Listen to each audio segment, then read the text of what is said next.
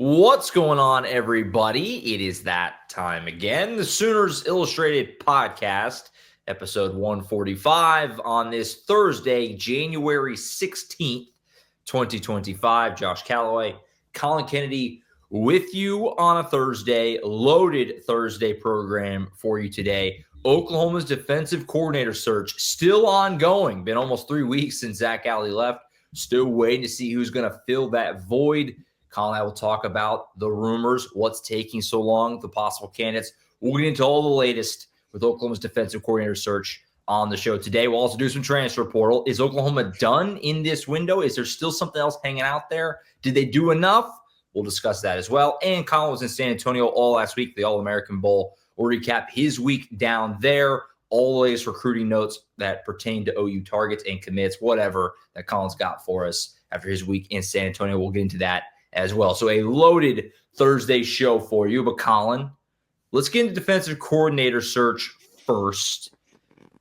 I kind of said it already, but I'll just start there. Are you surprised it's taken this long? I think if you had asked most anyone, fans, us, anyone, whenever Zach Alley left on the Saturday following the Armed Forces Bowl, so December 28th, I think most people probably would have guessed by January 16th, we'd have a new DC by now. Are you surprised it's taken this long? Not really. What's kind of your view of that angle of it before we get into some of the rumors? Because it is kind of we're getting in the back half of January here, and Oklahoma still doesn't have a DC. How about I come out swinging here with a little bit of a take right off the top? All right. I'm not really all that surprised now that it's marinated a little bit, because I was thinking about this last night. In the same vein in which the offensive coordinator hire this cycle was probably one of the most important for the program in recent memory, I really believe the more you think about it, this defensive coordinator hire is relatively inconsequential in the grand scheme of things. All right. And I know that it's not going to be the most popular take, but let's really think about this for a second. And we'll get into some of the reasons why this might be dragging out a little bit as far as candidates. But when you look at this, it's taking longer, in my opinion, because everyone at Oklahoma knows pretty much one certainty. Brent Venables is going to be involved with that defensive side of the ball very heavily in what is, and I cannot emphasize this enough, a do or die year for him and his post as the head coach of the University of Oklahoma. When everything is on the line, someone like Brent Venables, who kind of had to be talked out of the occupation a little bit, if you'll remember, and going to get someone like Zach Alley was pretty sizable step in a different direction for someone like him. Yeah. Now with his back against the wall, I think we really probably should have seen this timeline coming a little bit, considering the fact that whether it's Brent Venables knowing that, look, I'm going to have a lot of say and probably going to call the plays on that side of the ball, but then everyone else in college football knowing that as well. I mean, everyone in the coaching circles probably understands if you take this job, you have a boss. You may be the coordinator of the defense at Oklahoma, but you're answering to the true coordinator of that unit. And that's not always the most attractive situation, and it's not the easiest situation to work through. And so I think initially I was definitely surprised. I thought that this was going to get done pretty quickly. It seemed like whether it was someone like Brendan Hall or Todd Bates in-house, or inevitably when Wes Goodwin hit the market, it was like, okay, this is going to get figured out and they're going to move on because Brent Venables is ultimately going to be the guy. Right. Now, when you work through the layers of this situation, it's a defensive coordinator hire that, all things considered, is still going to be answering to the true defensive coordinator. And because of that, I think it's extending some of the process a little bit. For sure. And I'll say this, it hasn't affected anything. We've talked about it a few times on the show. They've been able to retain all of their big guns defensively that you could, right? I mean, obviously the guys who are graduating off, nothing you can do there, but We talked about a bunch of times. Kip Lewis or Mason Thomas, Dominic Williams, they got all those guys back. So not having a DC in place didn't make a difference in that regard. They also made a couple of portal splashes with Marvin Jones Jr. and Kendall Daniels. So it hasn't really affected anything, or at least not seemingly. And you made a good point yesterday. We were talking, kind of planning the show out. If it does end up going someone on staff, Brandon Hall, Todd Bates, maybe, those guys aren't going anywhere. Like, you can kind of let the dust settle, kind of see what's out there. Like, not that you want to be disrespectful to those guys or to make it seem like they're a backup plan or something, but you have that luxury. Like, even if you don't make a hire at all and just literally from the staff you have shift some things around, you can do that. And that affords you the opportunity to kind of, like I said, kind of survey the land, let the dust settle a little bit. So that's a benefit that they have. Let me ask you the obvious. And every fan wants to know, could the delay be related to Mr. Jim Knowles? Because that's the name that's floating around, right? Every fan is curious if this is actually realistic. Is this possible? Jim Knowles, as I assume everyone knows, defensive coordinator at Ohio State. He was at Oklahoma State before, made their defense elite. He goes to Ohio State. Oklahoma's defense goes in the toilet. Ohio State is now in the national championship game on Monday. For those who don't know, Jim Knowles, his fiance, lives in Oklahoma, so he has some Oklahoma ties to state beyond just coaching at Oklahoma State. Is this a thing?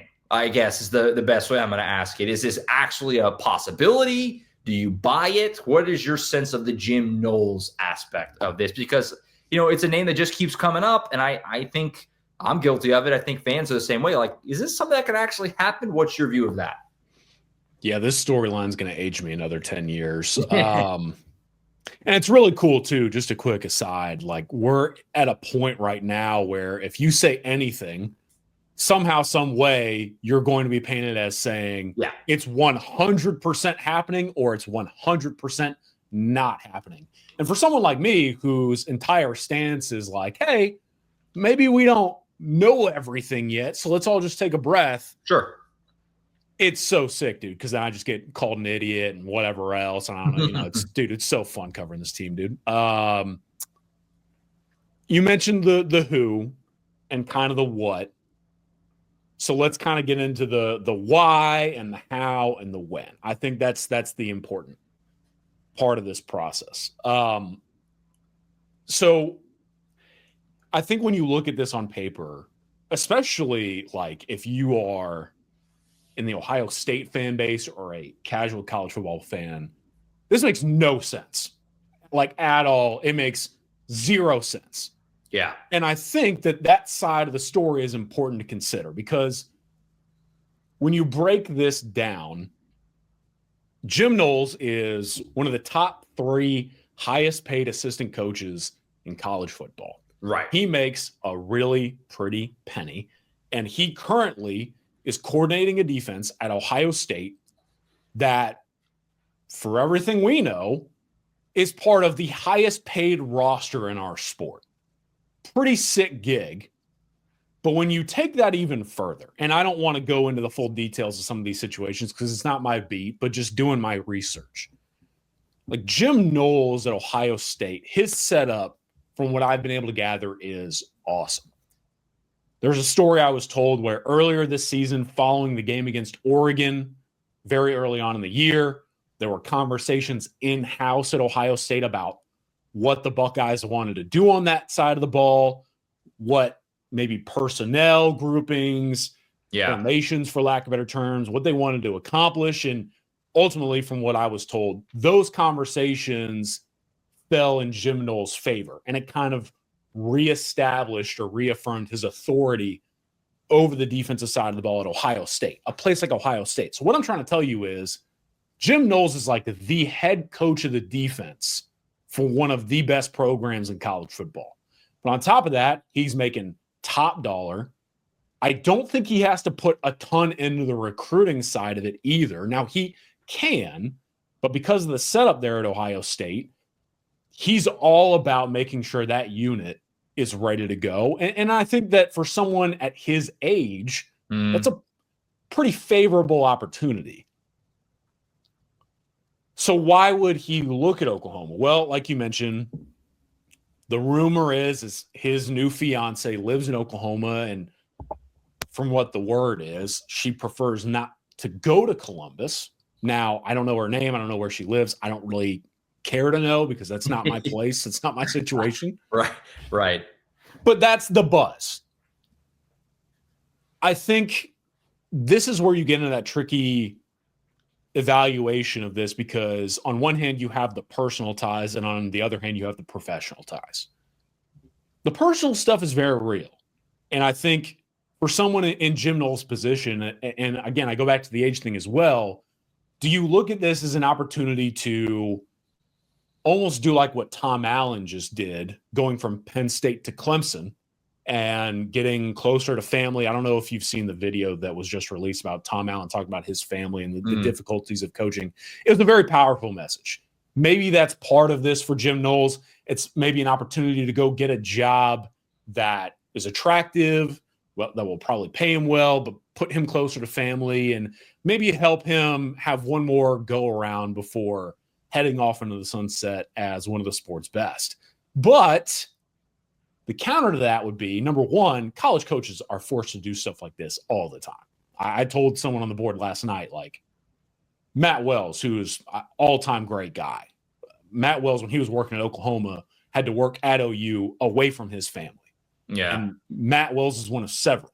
So Jim Knowles, this wouldn't be a situation unique to him. And yet I think a large majority of people out there are trying to make this as like a end-all be-all type of setting. It's not. And then you get into, okay, the spouse ties, the future spouse ties versus, you know what I'm probably getting ready to say, we always skip over the counterpunch concept in recruiting and coaching. I was talking to some folks at Ohio State, Josh, and I thought this was really interesting.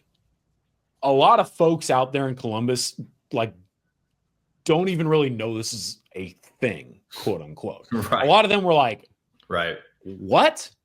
And I think there's something to that. It's really hard to go under the nose completely of the Columbus media market and everyone else who covers a program like Ohio State. Sure. Which to a degree, that's kind of what's taking place. I think one layer to this on the extended timeline front is exactly that. The point that we were talking about the other day that I want to reiterate. If you're Oklahoma, am I sitting here saying that this timeline is being extended because it's Jim Knowles? No. But what I am trying to say to folks that subscribe to us at Sooners Illustrated is like, look, when you have your cards, maybe there's something out there left to play, right? Like it's almost kind of like, I was thinking about this morning. It's almost kind of like in Deal or No Deal or like a game show where you like, all right, game player, you have $25,000, but do you want to go for the $1 million case and risk it all? And they're like, let me go for the $1 million. But in this instance, you could still keep your, I don't know, $25,000. Like, yeah. What I'm trying to say is maybe this is Oklahoma taking a shot, like going for it, going big game hunting, knowing that if it doesn't pan out, you still have the options you like in place. But taking that shot probably comes to the forefront of the spotlight whenever the national championship is over, come next Monday. So as this shot being taken, for lack of a better term, is going on, that's probably part of what's happening here with Oklahoma, why they're not vacating it. Maybe not necessarily, despite what some folks want to say, that this is done, signed, sealed, delivered, and it has been for a while. I don't think that's 100% the case right now. But to go off of what I was saying earlier, knowing that this timeline is playing out and Ohio State's preparing for the national championship, if and when Ohio State gets further notice of if this is a thing, if you really think Ohio State's just going to let Jim Knowles walk out the door, right, knowing their resources and opportunity available, we got to have a conversation, because that will become a heated recruitment, if you will, especially in the dollars and cents front. And so all that to say, Do I think Jim Knowles and some of the connections here to Oklahoma's defensive coordinator opening have some steam behind them? I mean, maybe. Where there's smoke, there's fire sometimes, right? And I think that in some ways it makes a little bit of sense. But what I struggle with is if you're Jim Knowles too, knowing that you would take this job at Oklahoma potentially to be closer to family and whatever else, are you signing up to work for a defensive minded head coach? Mm-hmm. Someone who's probably going to want to oversee what you do on a day-to-day basis, probably going to want to run a lot of what he runs because that just happened with his disciple.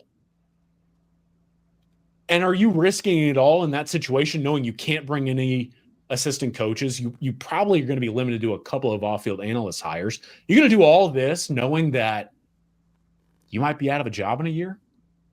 Maybe. And to everyone who will counter with, well, then Jim Knowles could just become the head coach of Oklahoma. Give me a break. So all that to say, I think that this is still going to be a storyline that's going to play out for the next few days. Let it play out. Let's see what Jim Knowles actually does in terms of acknowledging this. Let's see if this is either a leverage play or actual opportunity for someone like Jim Knowles. And let's see how these conversations go to work through it all to see if it makes sense. And if it makes sense, Ohio State's going to have its say, Oklahoma's going to have its say, and then the resolution will come. I just feel like when we go through every single layer that I've tried to lay out here, it might be okay to say we don't know for sure just yet. So that's where I'm at. For sure. No, I think you put it great. And, you just said it, but I think it's fair to ask, does it make sense? I mean, from a face value, yeah, I mean, obviously he's one of the best coordinators in the sport, like you said. He's built that Ohio State defense, and they're playing for the national title on Monday. I mean, he's a big part of that. And like you said, Ohio State's not going to just let him walk out the door. I think it's fair to ask, does it even make sense for Oklahoma to sink that many resources in a defensive coordinator when Brent Venables is your head coach? Do you need to do that? Does that make sense just making smart financial decisions? I think that's a fair question. Now, if this were to happen, I'm not going to sit here and say, from a PR perspective, it's tremendous, and it would be a smash hire from, the guy can coach, right? I mean, you're hiring an elite defensive coordinator. So I'm not going to say anything bad about that. It's just a matter of, does it worth the effort it's going to take to do it? So yeah, it's interesting, and it's fun because it's a name that came up, and we've been talking, and of course Tom Green was talking as well. Just it kind of just doesn't go away. It's kind of just stayed a thing, for the last whatever it's been, week or two, and until the national title game on Monday, and OU hire someone or something, it's going to probably continue to stay a thing, and we'll continue to see. Aren't we, as Collin knows extremely well, our VIP members are very interested, and I'm sure every OU fan is interested as far as is this a thing? I think it could be a thing. I don't know. It's a very interesting situation, and obviously, again, if it were to happen, you can't argue with the PR of it. I mean, that would be for Oklahoma to swoop in and get a guy who's an elite coordinator from Ohio State. I mean, that would be, talk about landing on your feet after Zach Alley leaves you, in the dead of the night. That would be something. So it's interesting to say the least. Is there anything else defensive coordinator wise? I mean, we talked about Wes Goodwin. Is that still a possibility? Is there any other name you want to throw out there? I mean, it's kind of been a weird search because I just feel like there hasn't been that much movement on it. Yeah.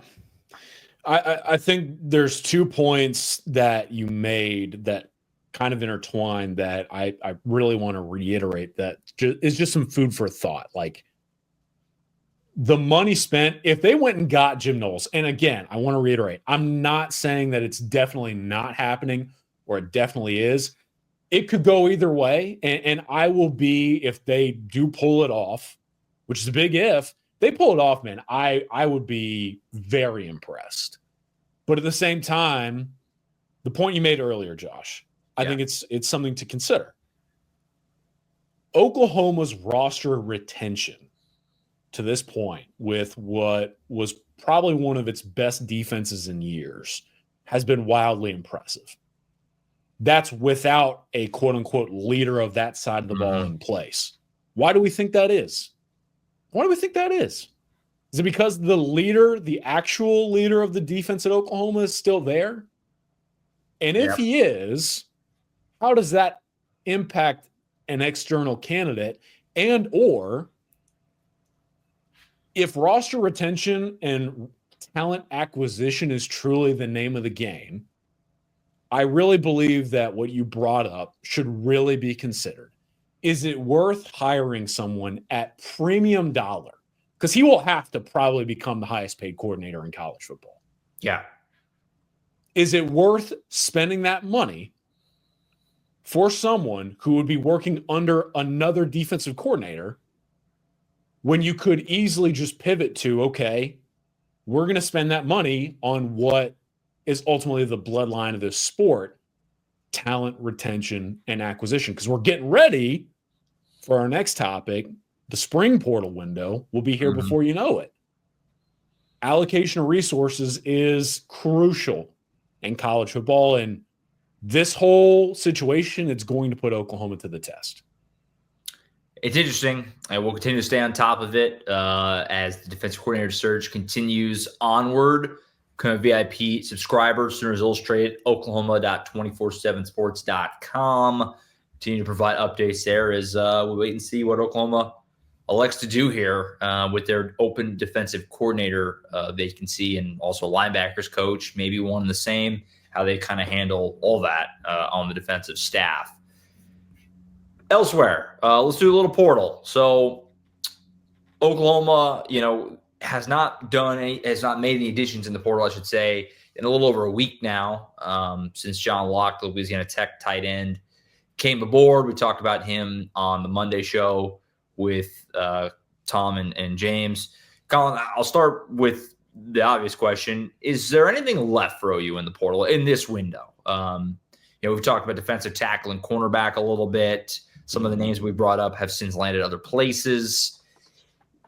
I'll start there. Do you expect any more movement from Oklahoma? I mean, obviously never say never, I guess, but in your mind, is Oklahoma kind of set in this window with eyes starting to shift maybe more toward the post-spring window, which you just mentioned a second ago?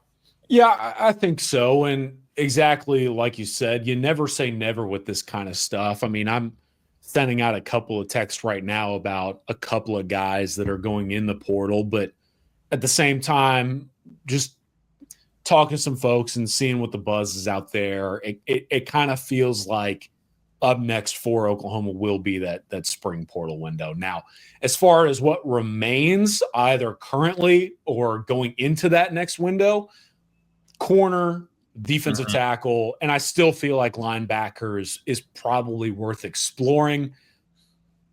I think that I've seen a couple of fans out there, I don't want to say draw concern from, but maybe be a little bit curious as to why someone like Denver Harris, the cornerback formerly of Texas A&M, LSU, and UTSA, why he ended up going to UNLV rather than Oklahoma after visiting OU fairly recently. I don't think that that's actually how that situation played out. I just wanted to ease some minds a little bit. I think that the Denver Harris experiment, if you will, was kind of a feeling out process, seeing what was there, evaluating the player on and off the field, and Denver Harris seeing maybe some potential opportunity at Oklahoma. But I think it's fair to say that Denver Harris will likely find more of a path to playing time consistently at a place like UNLV rather than Oklahoma, where he's going to have to earn it. And so OU was involved there. But again, I just want to let fans know, I don't think you have much reason to be concerned about how that situation played out. And building off of that, I think Oklahoma is very open to adding a cornerback supplementally. But we've talked here on the show that they like those corners in that room. That young talent on the way up still features a ton of potential. Defensive tackle, they were involved with Owen Waffle, the older brother of Luke Waffle, who's a 2026 four-star defensive lineman I like a lot, and Oklahoma likes a lot as well. Owen was at Michigan, didn't play. He's now going to Penn State. And I think that kind of tells you, if you're Oklahoma, once it was like, okay, do they need to go find replacements for more experienced players in that room, like a DeJoun Terry, a Devon Sears type, maybe? Mm-hmm. I think now Oklahoma's just kind of saying, look, we like our guys at the top. If there is a older or even younger player who makes sense for us, we feel we can build with, we're going to go after that guy. And then linebacker, I think when you saw Jeff Robertson, we nailed that, right? Jeff Robertson, correct? Yes, I believe so. The former Oklahoma State Cowboy, I believe last time we talked about him, he was working through his options. He ended up going to Minnesota, and it's one of those things that we've talked about, I think, a couple of times, but I know we've definitely discussed it on the board with our subscribers. It's like, look, if you're Oklahoma, man, you're fighting an uphill battle with the whole linebacker thing, because even though you've got a staff that's honestly kind of made up almost entirely of linebacker guys, you've got a roster made up of several linebackers, and it's why not only someone like a Lewis Carter goes and heads off to somewhere like UCF, because he knows that two players at the top are pretty entrenched in starting roles. You've got guys out there in the portal or in the recruiting sphere where they looked at Oklahoma's linebacker room and said, there's a lot of guys fighting for playing time there. How am I going to fit in? And I think that's why Jeff Robertson ultimately went with Minnesota. I think he's got a chance to play early and often there. And I think Oklahoma will be searching for maybe another body in that room if it makes sense for both parties. So that's where things kind of stand as far as what's left in the transfer portal. It's just, in my opinion, I think all that's going to get sorted out in the spring, not only when a few more names come up, Josh, but also maybe a little bit more roster turnover hits in Oklahoma's program as well. For sure. Yeah. Well, you have the post-spring window, like you said, almost certainly there will be more guys who leave Oklahoma. Maybe guys that aren't really on the radar for that right now. You have to let the spring play out, and then, but Oklahoma will almost certainly, you would imagine, they only made 2 additions on the defensive side of the football. Now, again, they retained really well. They weren't desperate, but you have to figure in the post-spring window, there's a pretty good chance that Oklahoma makes some more adds there. We'll see if they do anything else on offense as well. Maybe we talked about offensive line, maybe another body, but that'll seemingly, a lot of that will shift to the post-spring window. So let me ask you this, as far as this cycle, 15 guys brought in. You had 2 specialists, Jacob Ulrich and Austin Welch, the punter and kicker, both from Kennesaw State. You had a bunch of guys on offense, Luke Baklenko, Derek Simmons, the offensive tackles, wide receivers, Giovanni Gibson, Keontez Lewis, Isaiah Satania, and Josiah Martin. The tight ends we talked about, Carson Kent, Will Huggins, and John Locke. And then defensively, Marvin Jones Jr. and Kendall Daniels. Of course, the quarterbacks, John Mateer and Cole Gonzalez. Mateer, obviously the centerpiece, the golden goose of this group. What do you make of what they did in the portal? Did you feel like they did enough? And now, again, I say did enough. There's the post-spring window, so it's not probably fair to be like enough. But yeah, what's your sense kind of this group as we kind of wrap up this portal cycle? I think 15 guys is the number here. What do you kind of what are your overarching thoughts, I guess, with what Oklahoma did in this portal cycle? Obviously address some needs, some really big fish like John Mateer and Marvin Jones. Some maybe, hopefully, you're hoping, if you're Oklahoma, diamond in the rough type of gets at some other spots. What's your kind of main takeaway from what Oklahoma did in the portal in this cycle? Yeah, I think this portal haul is kind of an enigma, right? It's a mystery, if you will, because on paper, I don't mind the group at all. I actually think there's a decent amount of talent. It's just the collection of talent, who they are, where they're coming from type of thing. It builds a little bit of intrigue. And why I say that, you look on the defensive side of the ball, guys like Marvin Jones Jr. and Kendall Daniels, Oklahoma wanted really badly once upon a time, but those situations were a little bit strange, and they now ultimately find their way to Norman. And it's like, okay, are you getting these players under the same evaluation you once had when they were maybe high school recruits, for example? And I think that creates a little bit of an unknown because Marvin Jones Jr., he's been at Georgia, he's been at Florida State, and he's had some production, but I think that the overarching theme with that guy being a former 5-star was like, still has yet to tap into his full potential. Is that going to be realized at Oklahoma now that he's finally in Norman because OU was involved with him as a recruit and the first time he went in the portal? Like, it's kind of like you get a guy you really like, but he's also kind of coming to the program in it has to happen now situation. And then Kendall Daniels I think he's a really talented player, and I think he had a really good season, probably one of his best career years this past year. But is he ready to play a significant role in Oklahoma's defense? I think he is. Are we 100% certain on that? I think that's going to be a question. I know that the counter argument for everyone out there as far as John Mateer, who's ultimately going to decide the way that next season goes for Oklahoma, is, he's at Washington State. He's at Washington State. I don't know how much of that I buy into, but it creates some curiosity. And then you look at a lot of these guys in the portal hall, it's like FCS, FCS, FCS, very low FBS D2 level. Yeah, we got a D2 sprinkled in there. And then, like, even some of the guys that are from Power 4.5, I don't know. I mean, it's just like Josiah Martin is a very young player who's kind of like Marvin Jones Jr. and Kendall Daniels, in that Oklahoma and Josiah Martin were linked in recruiting, but it was a strange situation that distanced the two, and now they put that partnership together. Is that going to play out effectively now that it probably maybe should have happened like a year or so ago? I don't know. Isaiah Satania. This is another thing. The offensive line group, we can talk about the receivers because that's kind of where you get that FCS and the lower levels of the sport. The offensive line group is like Luke Buklenko from Stanford, young player, started a lot of games. And then you turn on the tape, you're like, oh, this kid's still got a lot to work on. Yeah. He's got to get stronger. He's got to get ready to be a mainstay offensive tackle in the SEC. Derek Simmons, you're like, okay, maybe there's something there. He's at Western Carolina, but there's something there, right? And so what I'm trying to say is it's a mysterious group.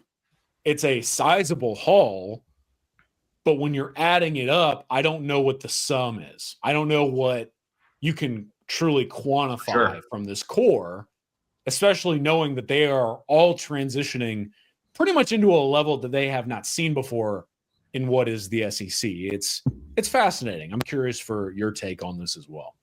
Yeah, no, I agree because, defensively, I don't really have any qualms with what they've done. I think probably wouldn't have hated another cornerback, especially, but you have the post-spring window. You did so well from a retention standpoint. You were able to be a little more pick and choose. And you got two guys I think are going to help you right away. Marvin Jones and Kendall Daniels, that's obvious, but yeah, I love those gets. And so defense, I have very little issue with. Offensively, it's gonna be a wait and see. You needed a quarterback, obviously. You went and got the best one you possibly could have. Number one player in the portal for us at 24/7 Sports in John Mateer. We've talked about that at length. I think the Ben Arbel connection, that was just the slam dunk move you had to get done, and you did. The wide receivers, though, like how many of these guys are gonna be good, for lack of a better way to put that. That's going to define this class more than anything, I think. You got 4 wideouts. You're bringing Deion Burks back. You have some young guys, Zion Kearney, among others, that you're hoping can take a jump for you. But other than that, you're going to be relying on these portal guys. And you don't need all of them to come in and be, all SEC, but you need at least a couple of them to be legitimate options for you. Right. Can that happen? I think so, but we'll see. And then tight end, we talked about at length. I don't know. I don't know. These guys, you're asking a lot for Carson Kent, Will Huggins, or John Locke to step in and be your tight end one. That's a humongous jump for those guys. Now they can block, but can they catch passes? Who's catching passes in this tight end room? So that's a question for me as well. But I'm with you though. It's a lot of kind of to be determined because it's a lot of unknown commodities outside of John Mateer. Other than John Mateer, who on this offensive portal class has really done it at this level? really nobody, so Yeah. we'll see. I think you kind of, as we talk through it, you kind of have to just judge this portal class with the concept of retention baked in there, right? Like, getting Deion Burks back is big. Deion Burks and Jaden Gibson sticking around is a big deal. Zion Kearney sticking around, that's notable. And then you factor in, okay, they added these receivers on top of Burks, Gibson, Kearney, some of those other younger talents that they like. Like the offensive line group is fascinating because you're like, I don't know, but then you think back, okay, like pretty much all of those offensive linemen are coming back. Logan Howland, Sexton and Taylor, they're all sticking around. Defensive line wise, like Marvin Jones Jr., you're thinking, okay, he should be the top tier guy, but he also is relatively unknown if you think about it. But then you think like, okay, their defensive line group, I mean, R. Mason Thomas being retained, arguably one of the bigger storylines for Oklahoma this offseason. Dominic Williams coming back. I still don't know that move is as appreciated as it should be. Jaden Jackson, David Stone are still going to be there. Sure. Like, yeah, I think that would be kind of my other point about this portal class is I think you're going to judge the group based on who's actually in the group, but you also kind of have to judge this group based on who they're joining in Norman and who actually stuck around to welcome them in. And if you look through it in that lens, maybe you feel about it a little bit of a different way. I'll put it that way. Eyes will shift to the post-spring portal window. Obviously, if there's anything left to get into in the portal over the next, few months, we obviously will on the show. But it seems like dust settling on this portal cycle. And like I said, eyes start to kind of turn to whenever the spring ball wraps up. Spring game, I think, is like April 12th or something. So shortly thereafter, we'll get back into all of this again. We'll kick the machine back up for the post-spring window. But for now, it looks like Oklahoma's got their guys, and we'll wait and see. But again, anything else comes about, we'll be sure to let you know at Sooners Illustrated, and we'll, I'm sure, get into it here on the program. Collin, before you go, did want to talk about your week in San Antonio, the All-American Bowl, the National Combine down there. We did some of this last week, obviously, while you were there on the Alamo Dome turf, but you had several days of action after we did that show, and, of course, the game itself. So I wanted to kind of give you the floor as far as kind of everything. I mean, there was a lot of OU, both commits, even a couple signees obviously playing in the game, targets. I mean, there's a lot of OU angles you could take it. What are maybe some things that stuck out for you that you wanted to make sure to get across to the fans tuned in? Yeah, I covered a lot of ground last week in my limited time as far as guys that were actually in the Navy All-American Bowl. Let me kind of skim through here and make sure I touch on anything that I feel is relevant. I'll say this. Finishing out the week, I thought both Oklahoma commits played well. Part of my very busy week was keeping live stats for all competitive settings, which was so great because I got into this industry for math. I had Tristan Haynes down for 3 pass breakups between the midweek scrimmage and then the game. He also returned punts. And I came out of that week, I'll be honest, I came out of that week going, maybe Tristan Haynes is the talent that we thought, and then a little bit more. And dare I say, like, Tristan Haynes may have exceeded expectations in that showcase. And I think that's great news if you're OU. Foj was moving people. I thought another quick note that I wanted to bring up, Foj, I mentioned this last week, I think. He got a lot of time at guard in the Navy All-American Bowl. I think Foj, people don't know this for sure, I don't think, but like there was a world where if Oklahoma had been able to land another elite offensive tackle, a couple that you saw in that game between guys like Lamont Rogers and Andrew Babalola, that Ryan Foj was more than willing to embrace a move inside to help Oklahoma and play some guards so that Michael Fasusi and whoever it was going to be, would have the opportunity to feed off of each other as a tackle. Now, if OJ is going to enter the program as a tackle, he's probably going to be the right tackle of the future at Oklahoma. But I think that maybe a subtle storyline to watch as we go into the spring and then fall camp is one of the more talented freshmen coming in from this class in Ryan Foje. Maybe he has an opportunity to help Oklahoma inside if he looks good at guard the way he did in the Navy All-American Bowl. So, yeah, couple quick notes on the commits.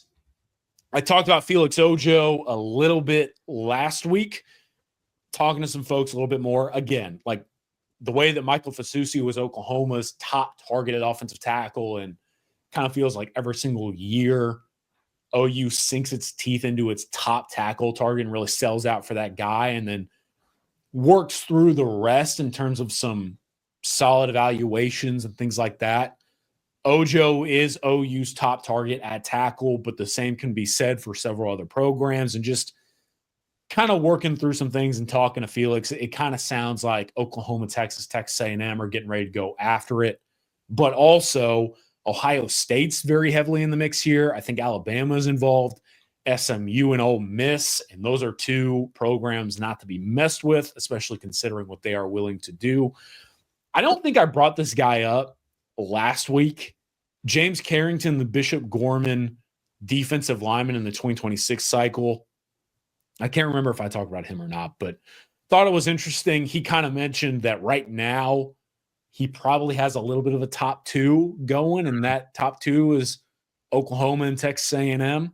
So something to consider in 2026. Yeah, another battle of signature sense. Davian Gross, we talked about him last week.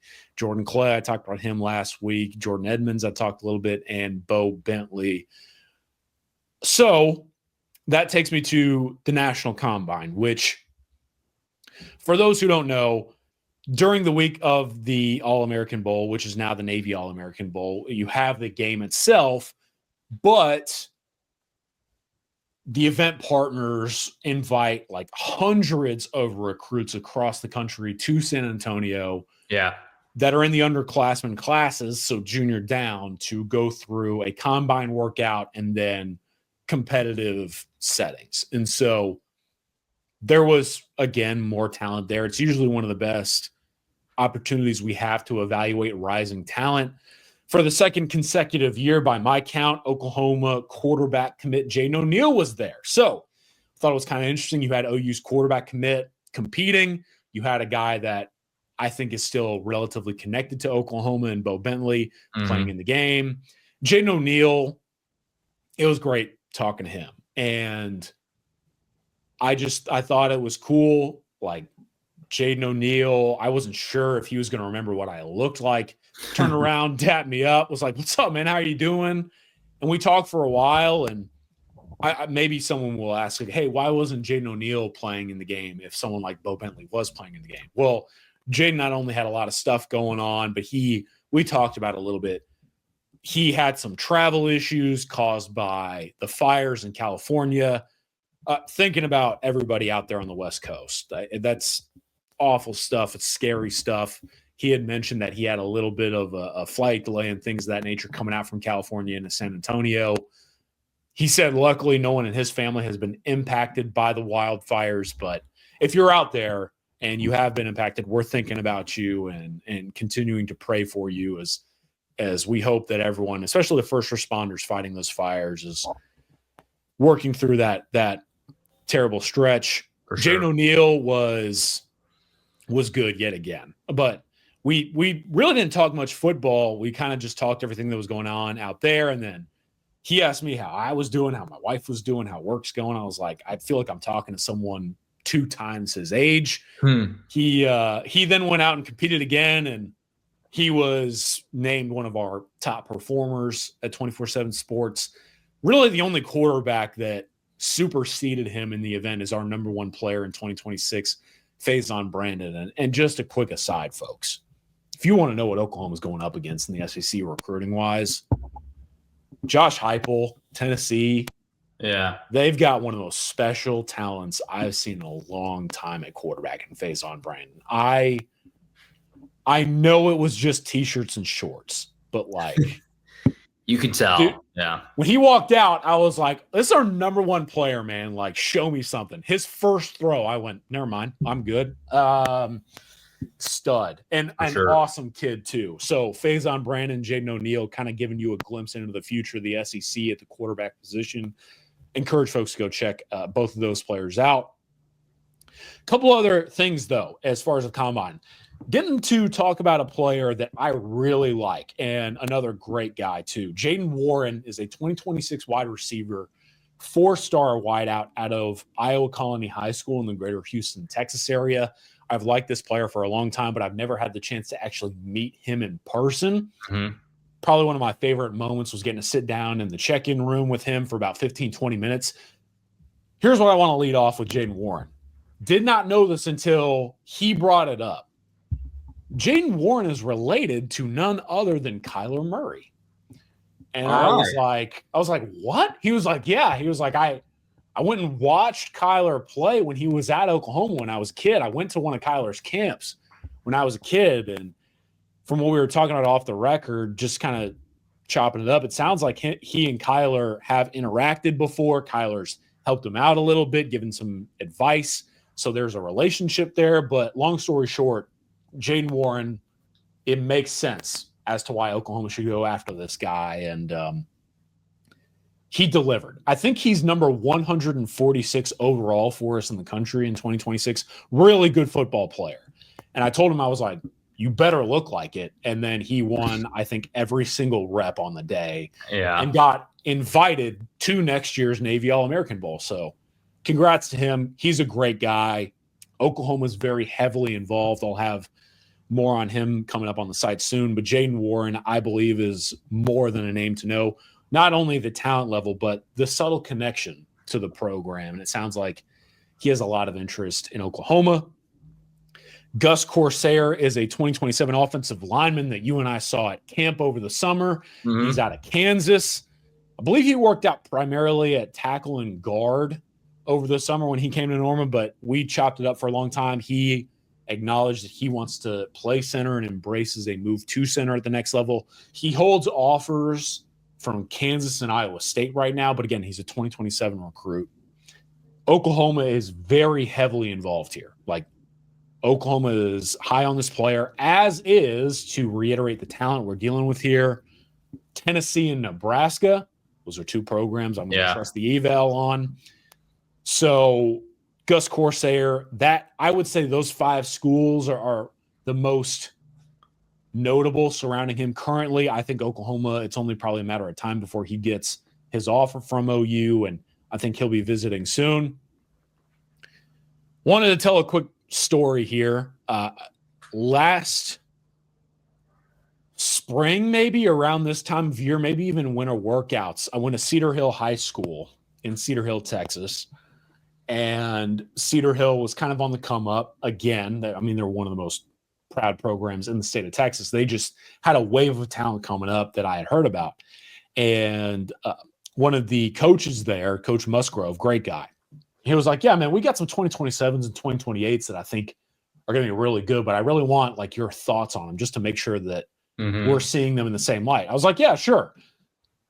Musgrove immediately, like when I'm there, motions to the back of the weight room and waves a guy over, and out of nowhere from the shadows of the weight room comes this gigantic like freshman defensive lineman. And I'm looking up at this kid. I'm like, where did you come from? Like, what is your name? Yeah. Had 0 offers at that point, but his name is Jalen Brewster. Fast forward to today, the kid holds offers from Oklahoma, Penn State, a few others. He measured in with us at 314 pounds, about 6'3", 6'2.5" maybe. When you cut on the tape, Josh, one of the first things you see is him playing running back and Wildcat quarterback at 314 pounds. Wildcat. That's a large Wildcat quarterback. And this is the crazier part. It's not down near the goal line either. I'm talking like on the opposite 35-yard line.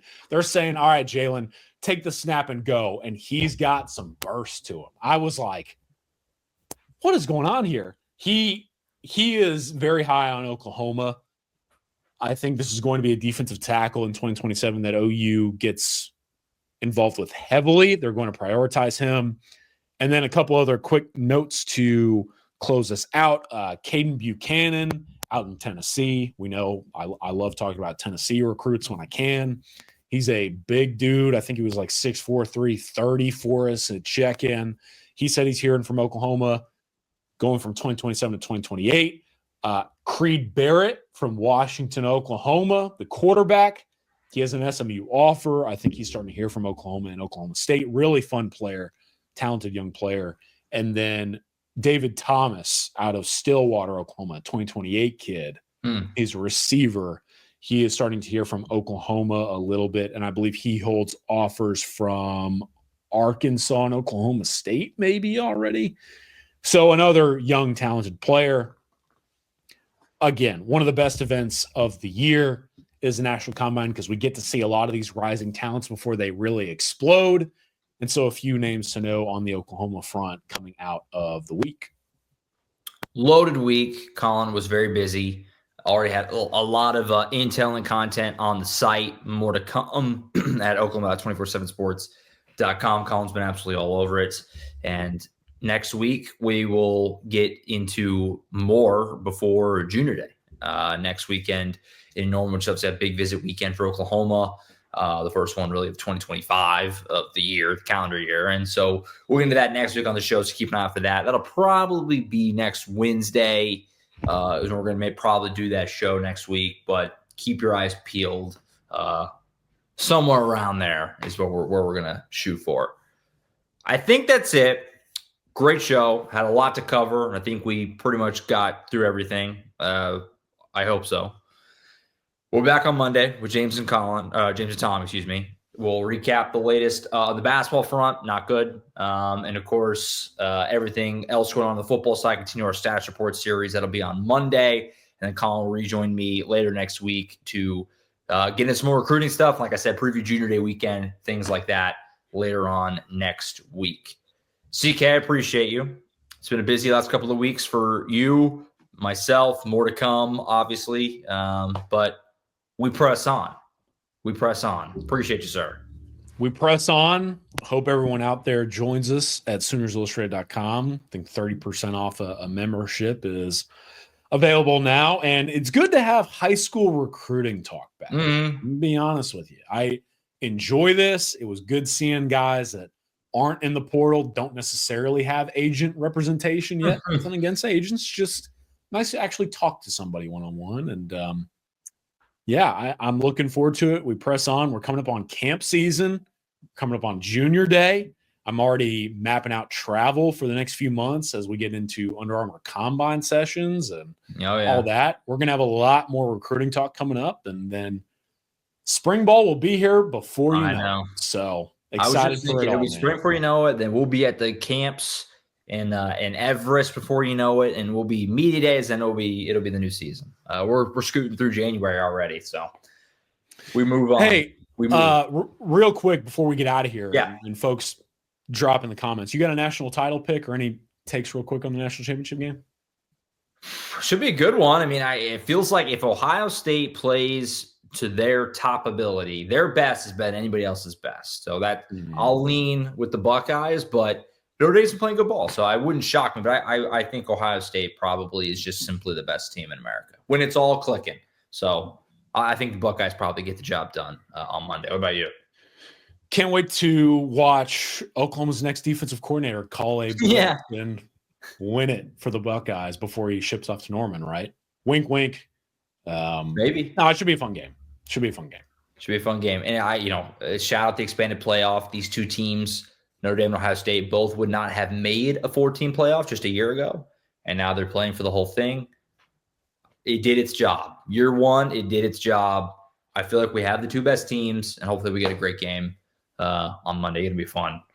I think that's it. We'll be back next Monday with Tom and James for the next episode. Until then, for Collin Kennedy, I'm Josh Callaway signing off for now. See you next time right back here on the Sooners Illustrated podcast.